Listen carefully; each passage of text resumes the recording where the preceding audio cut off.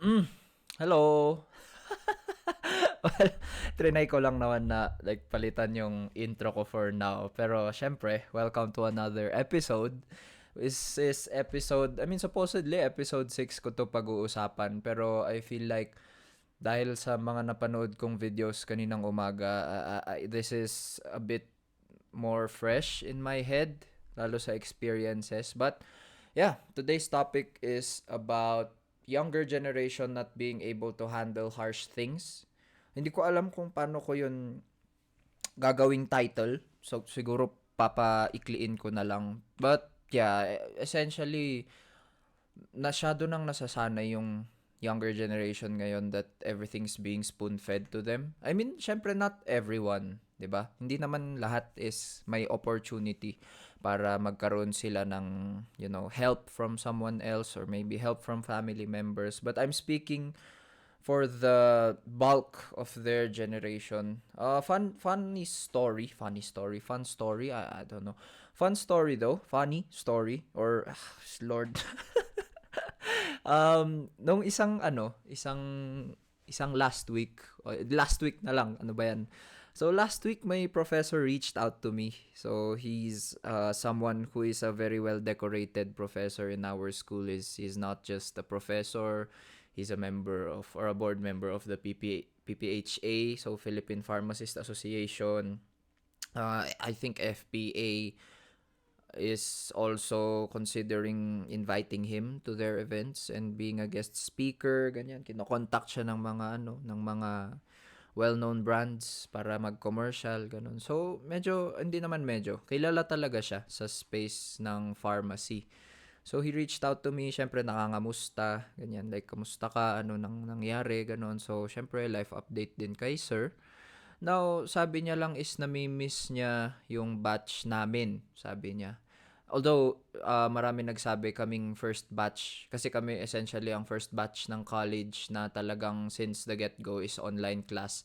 Is hindi kami masyadong united. May comment na ganun. Pero according to my professor, mas gusto niya yung ugali namin essentially. Kasi daw, this batch, yung katatapos lang niyang tinuruan, parang ginajudge daw siya na hindi niya alam yung mga priorities niya, ganun, na ewan ko, hindi lang siya, or most of them is hindi lang siya na-appreciate. So, ako naman, parang, syempre, as a student of his, na na-enjoy ko din naman yung classes niya, and marami akong natutunan sa kanya, I had to, reassure him na, like, wag mo masyadong pakinggan yung mga yun, sir. Sabi ko, I mean, sure, mas marami na siyang na-experience sa akin, but then again, like I've said, I've also tried those moments, I guess, if you would say so, but not really to that extent na parang kine-question na ng ibang tao yung professionalism ko or whatever I accomplished, isinusumbat na sa akin, ganun. So, yeah.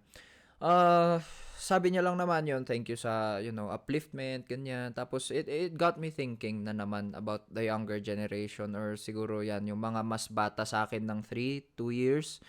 Masyadong marami na sa kanila yung laging nagrereklamo, 'di ba? Na parang bakit ganito, bakit ganyan, na karapatan namin 'to, karapatan namin 'yan. Well, in this case, at least on my end, para sa akin, struggles are essential kasi, 'di ba? Parang hindi ka shape kung sino ka man, or you won't be prepared for whatever's coming if college pa lang is hindi mo na gusto yung struggles. Like, and a lot of people say work smart, not hard. Pero, you learn how to work smart by working hard. 'Di ba? So, parang baliktad din lang yun eh. You have to work hard first kasi throughout those hardships, alam mo na yung gagawin mong next, which is why you know how to work smart. Now, may time, kami nung tropa ko rin, nakikinig kami kay Manny Koshbin, or ako lang nakikinig ako kay Manny Koshbin. So, ano siya, real estate mogul sa US. Kinikwento niya yung parang adventure, hindi man adventures, pero yung journey to get there. Tapos yun, sinasabi niya na yung mga dapat iwasan, ano yung mga mistakes niya. Tapos sabi ko nga sa tropa ko, sabi ko, tol, feel ko kasi talagang when you're building wealth or gusto mong i-build yung future mo for financial stability na rin, you really have to go through the hardships and like very normal na yung mangyari yung ganun sa atin. Tas on the other hand, yung perspective naman ng tropa ko, hindi kasi kaya nga nila sinasabi sa atin yan para hindi na natin maranasan. So, dun papasok yung work smart na meron ka naman ng resources to use. You already know a bit about the say problem that you're facing. So para hindi na lumaki yung problema, you just have to apply what others did. So you're working smart, not hard. Na parang hindi ko na paghihirapan to kasi pwede naman. A perspective I can think of is wait, oh Lord, nawala sa isip ko, but anyways, yun lang yung point ko kasi doon, you know? Like essentials are really essentials. Hardships are really essentials. Kailangan mo kasing mahirapan talaga. Kasi nga, there's a saying sa internet, yung meme na sinasabi niya, tough times never last. Only tough people last. Yung gumano. Basta ganun yung negro sa pool, by the pool, yung kalbo. So, which is totoo naman. Kasi those challenges will shape you to the person who you'll become eventually. I mean, siguro, it's not the desired outcome. You never know, di ba? Hindi mo masasabi and mahirap magsalita patapos.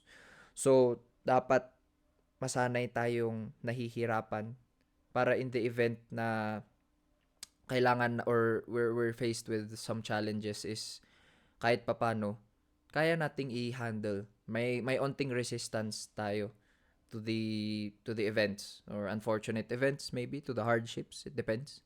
Pero yun lang naman yung first sentiment ko regarding the topic. Second sentiment ko is just work hard so you know how to work smart in the future. If like kaya nyo naman talagang i-bypass yung hardships, well and good. Pero there's something about experience na laging mas lamang ang experience kesa sa knowledge or nauuna ang experience before gaining the knowledge. Kasi ganun naman lagi talaga. Kahit sa work, kahit sa school. Ako personally, I think you should know what type of learner you are.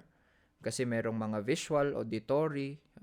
Ako kasi tactile learner ako eh. Tactile meaning kailangan nahahawakan or first-hand experience bago ko matutunan yung isang bagay. Or at least para mas well-versed ako dun sa pinag-aaralan ko. So, in my case, parang kunyari sa manufacturing, mas matututo ako kung paano mag-titrate or kung paano mag-dikdik ng gamot if trinay ko na talaga siya instead of just reading or watching videos about it or listening to the professor. Kasi that's the type of learner I am.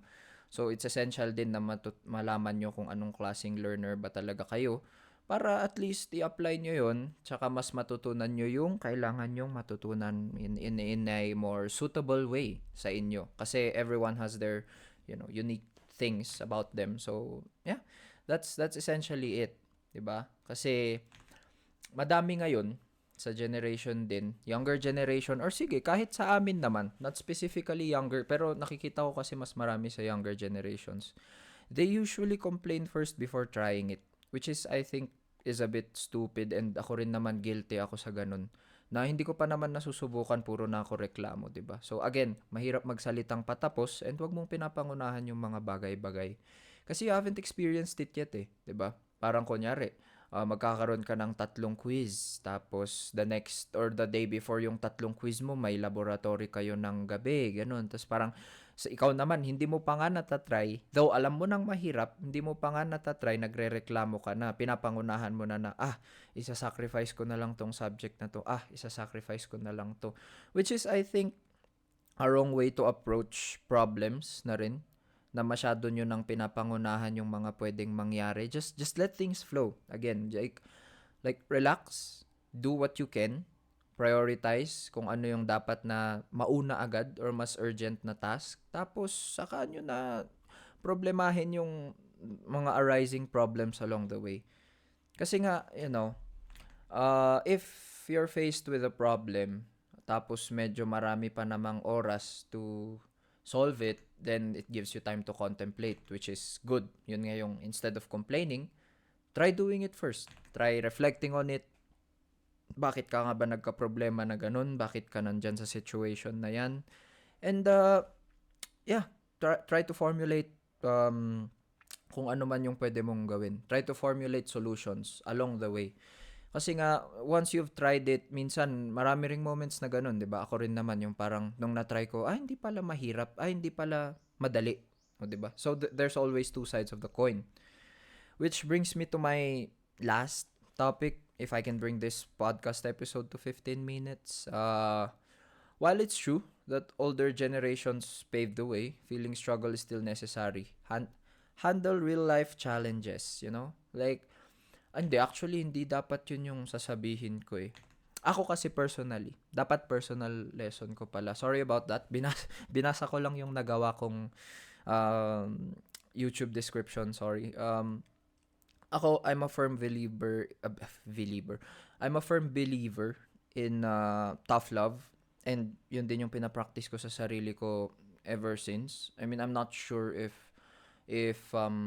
na-try ko nang mag-sugarcoat sa mga events na nangyari sa akin sa buhay ko. Kahit nung bata ako, I feel like I'm always that person who likes tough love. So when you say tough love is yung nagiging hard ka rin sa sarili mo sometimes. Hindi mo pinapalampas or hindi mo laging sinospoil yung sarili mo or you're putting the blame on other people. Just put the blame on yourself for one. For example, if meron kayong quiz tapos mababa yung score mo, instead of sisisin mo yung professor mo, why don't you reflect on yourself first? 'Di ba? If mas nag-aral ka ba or mas nakinig ka nung discussion, sa tingin mo mas nasagot mo ng tama yon? Or if nag-research ka pa and tinignan mo yung mga reference books na sinabi ng professor mo, sa tingin mo mas mataas yung magiging score mo. 'Di ba? So you just have to reflect, relax, reflect, tapos saka kayo, magalit or matuwa or whatever. Kasi I feel like sugarcoating things, especially on your end, raises you to become, well, one, to become a pussy. Kasi parang hindi mo nga kayang i-handle, so maninisi ka ng iba. And second one is, binibigyan ka lang ng false sense of relief if masyado mong sino-sugarcoat tapos sinispoil yung sarili mo. Kasi essentially, parang iniisip mo na lang, hindi ko naman yan problema, hindi ko naman ganun. Pero sometimes, you have to think, hey, it's a problem, I have to deal with it, what can I do? What happened along the way that led to this problem, to this situation in my life? What can I learn from this? Or what have I learned in the past na I can use to solve this problem, 'di ba? So mas logical and pragmatic yung approach na ganun kaysa yung masyado nyong sino-sugarcoat sarili ninyo. And tough love is not for everyone, I guess. Pero for me, it worked. And sometimes, hindi naman siya all the time beneficial. Kasi it gives you anxiety, it gives you sadness na rin. Ako rin, nalulungkot ako sa sarili ko actually kapag I'm trying to apply tough love to myself. 'Di ba? Syempre kasi tough love nga, 'di ba?